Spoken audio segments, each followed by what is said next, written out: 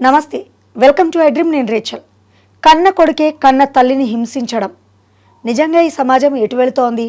ఒకప్పుడు అంటే కొంతమంది చదువుకునేవాళ్ళు కాదు, వాళ్ళకి సంస్కారం తెలియదు అనుకునేవాళ్ళం. కానీ ఇప్పుడు అందరూ చదువుకున్న వాళ్ళే.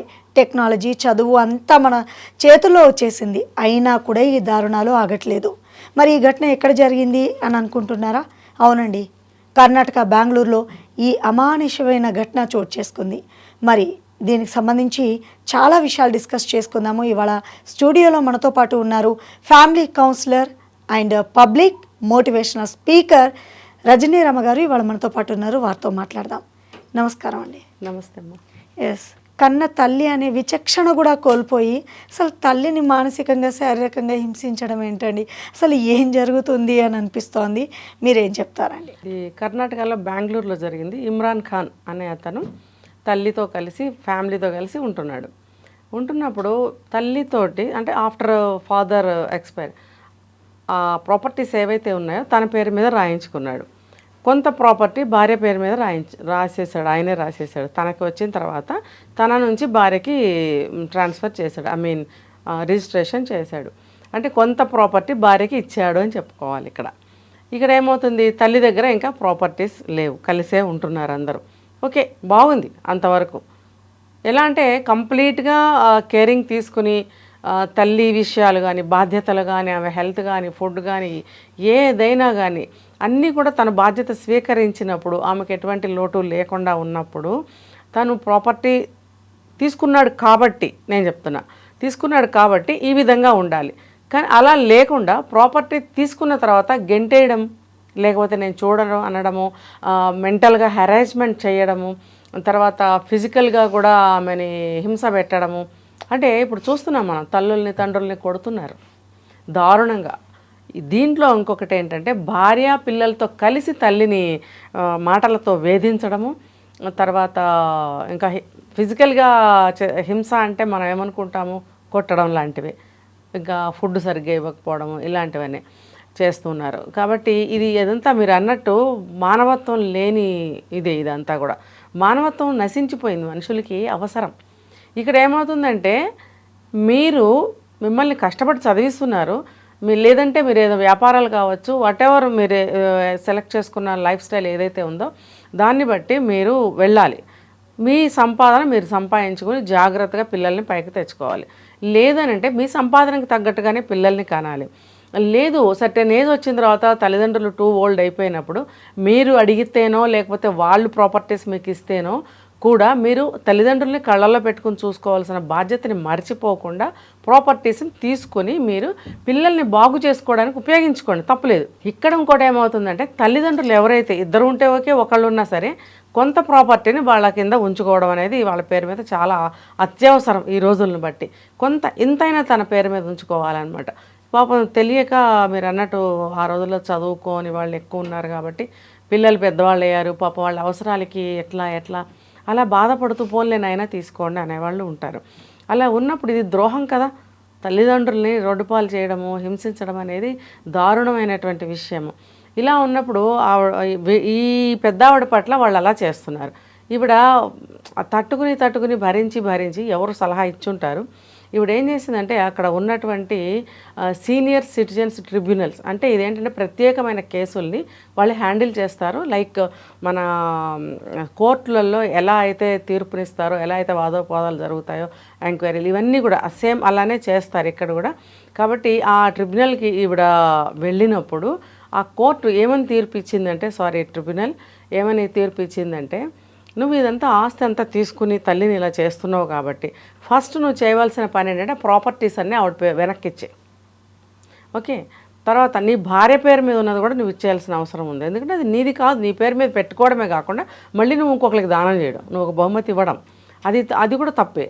అది సెకండ్ స్టెప్ అయినప్పుడు నీ దగ్గర నువ్వైతే ఏ ప్రాపర్టీస్ అయితే తీసుకున్నావు ఫస్ట్ నువ్వు తల్లికి రిటర్న్ చేయి. తర్వాత ప్రతి నెల కూడా ఆవిడకి 10,000 రూపీస్ నువ్వు అక్కడ ఏమంటారు, భరణం అనాలా, మెయింటెనెన్స్, వాటెవర్, ఆవిడకి 10,000 ఇవ్వాలి. తర్వాత ఈయన చేసినటువంటి దారుణమైన ద్రోహానికి, తప్పుకి కోర్టు వాళ్ళు 50,000 రూపీస్ ఫైన్ కూడా వేశారు. అదేదో నామినల్ అంతే, అదే గవర్నమెంట్ లెక్కల ప్రకారం అంతే వేస్తారు. అసలు ఎంత వేస్తే బుద్ధి వస్తుంది వీళ్ళకి కదా. ఇక్కడ ఇప్పుడు ఈ పని ఇతనేం చేశాడు, నాకు ఇలా చేస్తారా, నేనేం తప్పు చేశాను, మా నాన్న ప్రాపర్టీ కదా నేను తీసుకున్నది అన్న ధోరణితోటి ఇతను ఏం చేశాడంటే బాంబే హైకోర్టుకి అప్పీల్ చేసుకున్నాడు. చేసినప్పుడు అక్కడ వాళ్ళు కూడా నిర్దాక్షిణ్యంగా ఇతని పిటిషన్ని కొట్టిపారేశారు. నాకు అర్థం కాదు మేడం, నాన్న ప్రాపర్టీ అని అంటున్నాడు కదా, కన్న తల్లి వండి వార్చి చిన్నతనంలో ఎన్ని సేవలు చేస్తే పెరుగుంటాడు. ఆ రోజునే ఈ తల్లే పట్టించుకోకపోతే అసలు బ్రతకనేది ఉండునా? ఉండదు. ఇక్కడ ఆలోచన ఎట్లా ఉంటుందంటే, మీ వయసు అయిపోయింది, మీరు పెట్టుకుని ఏం చేస్తారు, ఇక్కడ మాకు పిల్లలు ఎదుగుతున్నారు, మేము బాగుపడాలి, మేము ఎట్లా బాగుపడాలి, మీరు సంపాదించుకోండి. ఇక్కడ ఆ విజ్ఞతని కోల్పోతున్నారు. ఎందుకనంటే మేము సంపాదించుకుంటున్నాం, అది మాకు సరిపోవటం లేదు. మీరు ప్రాపర్టీస్ ఎప్పుడో ఇస్తే మేము ఏం చేసుకుంటాం, ఈ కష్టకాలంలో మాకు ఇవ్వండి, ఓకే తీసుకోండి, ఇస్తారు. నేనేం చెప్పాను, మీరు తల్లిదండ్రులు ఎలా చూసుకోవాలి, వాళ్ళ కంట నీళ్లు కారకుండా, శరీరానికి బాధ కలగకుండా, మనసుకి బాధ కలగకుండా, దేనికి లోటు లేకుండా. ఎందుకంటే అంత ఆస్తి వాళ్ళ దగ్గరే పెట్టుకున్నట్టయితే వాళ్ళు జీవించగలుగుతారు అంతే గొప్పగా. మీకు ఇచ్చినప్పుడు కూడా ఆ గొప్పతనం ఇదనేది తగ్గకూడదు, వాళ్ళకి ఎక్కడ లోటు కలగకుండా ఉండేటట్టయితేనే మీరు తీసుకోండి. అసలు ఆ వయసులో ఏముంటది మేడం, ఫుడ్ ఉంటుంది, బట్టలు అడుగుతారా, బంగారం అడుగుతారా, సినిమాకి తీసుకెళ్ళమంటారా, వాళ్ళ ఆరోగ్యమే సహకరించదు కదా. మా అంటే ఒక ఫుడ్, ఒక చిన్న రెస్పెక్ట్ కూడా కోరుకోరు వాళ్ళు, ఒక మనిషిలా ట్రీట్ చేయమని అంటారు అంతే. రెస్పెక్ట్ అది కూడా కాదు రేచల్, ఒక తోడు, మనిషికి మనిషి తోడు, ఏమంటారంటే మనిషి తోడు అంతే. ఆ వయసులో లెగవలేరు, నడవలేరు, కళ్ళు కనబడవు, చెవులు వినపడవు, ఏదన్నా మనిషి సాయం ఎంతైనా అవసరం అక్కడ. అటువంటి సమయంలో అంతా లాక్కుని బయటకు తోసేయడం అనేది చాలా దారుణమైన విషయం ఇది. కాబట్టి కోర్టు అలా తీర్పు ఇచ్చారు. చిన్నప్పటి నుంచి వీళ్ళకి అంటే ఎక్కడ ఉన్నా కూడా తోసిపారేస్తారు, ఇది నీ స్థలం కాదు పో అని. ఒక తల్లి గర్భంలో ఉన్నప్పుడు అలా జరగదు. తల్లి కూడా పదిలంగా దాచిపెట్టుకుని 9 నెలల్లో 10 నెలల వరకు ఎంతో సురక్షితంగా, ఇది ఏమంటారంటే ఒక సెక్యూరిటీ, నేను నీకు ఎటువంటి బాధ కలిగించకుండా నేను చూసుకుంటాను, ఒక దేవాలయం లాంటి ఆ కడుపులో నీకు ఎవరు తోసేయరు. నీకు భగవంతుడు సమయం వచ్చినప్పుడు నువ్వు పుడతావు, జన్మ తీసుకోవాలి తప్పదు. కానీ నువ్వు ఎక్కడ ఉన్నా ఇది నీ స్థలం కాదు పో అంటారు. ఒక తల్లి గర్భమే నిన్ను అలా అనదు.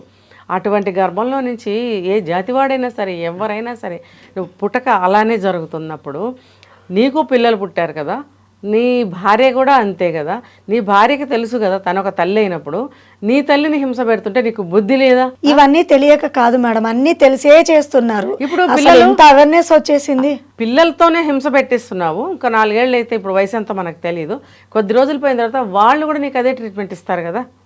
కళ్ళతో చూశారు, ఓహో ఇలాగే చేస్తారేమో, ఇలాగే చేయాలి అని అనుకుని వాళ్ళు కూడా అదే ఫాలో అవుతారు. అప్పుడు మీ పరిస్థితి ఏంటి? ఇంకా ఎర్లీగా వస్తుంది ఆ టైం, మీకు ఇంకా ఎర్లీగా వస్తుంది. మీకు ఇప్పుడుకి వచ్చిందేమో మీ తల్లికి, మీకు ఇంకా ఎర్లీగా వస్తుంది. అప్పుడు ఏం చేస్తారు అది ఆలోచించరా? అప్పుడు సంగతి అప్పుడు చూద్దాం అనేవాళ్ళు చాలామంది ఉన్నారు. అది ఎంతో దూరం ఉండలేదు. పాత రోజుల్లో లాగా మెల్లగా సాగుతున్న కాలం కాదు ఇప్పుడు. అప్పుడు కాలచక్రం అని అప్పుడే పోల్చారు చక్రాలతో. ఇప్పుడు ఇంకా చక్రాలతో కాదు, ఇంకా ఎలా పోల్చాలో మరి ఈ కాలాన్ని, అంత ఫాస్ట్గా వెళ్ళిపోతుంది. చాలా తొందరగా వస్తాయి అన్నమాట రోజులు. కాబట్టి కొంతమంది, ఎంతోమంది చక్కగా చూసుకుంటున్నారు తల్లిదండ్రుల్ని. ఎలా చూసుకోవాలో కూడా అనేక విధాలుగా తెలియజేస్తున్నారు సమాజానికి. అయినప్పుడు ఇంత వయసు వచ్చి బుద్ధి లేనితనంగా ఇలా బిహేవ్ చేస్తున్నారు. ఇలాంటి వాళ్ళకి అసలు ప్రాపర్టీస్ రాసి ఇవ్వనేకూడదు. ఇవ్వకపోతే కూడా ఇప్పుడు మనం చెప్పుకున్నాం, చంపేస్తుంటారు, మానసికంగా శారీరకంగా హింసలు పెడుతున్నారు. అప్పుడు ఏం చేస్తారు? కన్నబిడ్డే కదా మాకెందుకులే అన్నట్టు పాపం రాసేస్తారు. వాళ్ళు ఎంత తింటారు? జావ తాగే వాళ్ళు ఉన్నారు, నవిలి తినేవాళ్ళు కాదు, జావ తాగేవాళ్ళు ఉన్నారు. వాళ్ళకి వాళ్ళు మీకు ఎంత బరువు అవుతారు? కాకపోతే కొంచెం సర్వీస్ చేయాలి. మీకు చేయలేదా? మీ మలమూత్రాలు ఎత్తి, మీకు పాలు పట్టి, మీకు గోచీలు మార్చి, మీకు 14 ఏళ్ళు వచ్చే వరకు కూడా అన్నీ చేశారే. తర్వాత మీకు నేర్పించాలి కాబట్టి నేర్పించారు. కానీ తల్లి ఏ వయసు వచ్చినా బిడ్డలకి సేవ చేస్తూనే ఉంటుంది కదా. ఎంత వయసు వచ్చినా సరే బట్టలు తీగి పెట్టడము, మీరు తిన్న ప్లేట్లు తీయడము, ముద్దలు తినిపించడము, తల్లికి సేవలు చేయడం అసలు ఏమి ఉండదు అక్కడ. మీకు కాళ్ళు నొప్పులు వస్తేనో, తలనొప్పి వస్తేనో, కాళ్ళు ఒత్తుతుంది, తల ఒత్తుతుంది. ఇలాంటప్పుడు ఇవన్నీ మర్చిపోతారా మీరు? నీ భార్య కూడా వాళ్ళ తల్లిదండ్రులతో చేయించుకునే వస్తుంది కదా. ఆ అమ్మాయికి తల్లిదండ్రులు ఎలాంటి వాళ్ళు తెలియదా? ఆ భార్యలు ఈ భర్తల్ని తల్లులతోటి తండ్రులతోటి దూరం చేయడానికి ఎంతో తీవ్రంగా ప్రయత్నిస్తున్నారు. ఇప్పుడు ఈ కేసులు ఎక్కువైపోయాయి. ఎందుకు అలా చేస్తున్నారు? చాలా తప్పు కదా. నువ్వు భర్తను విడదీస్తే ఏమొస్తుంది? నీ బిడ్డను ఎవరైనా లాగేసుకెళ్ళారు, కిడ్నాప్ చేశారు, లేకపోతే ఎవరైనా చంపేశారు, ఇప్పుడు జరుగుతున్నవి అవే కదా. అప్పుడు నీకు ఎలా ఉంటుంది ఎస్ కదా. ఈ జ్ఞానం ఎందుకు తెచ్చుకోవడం లేదు?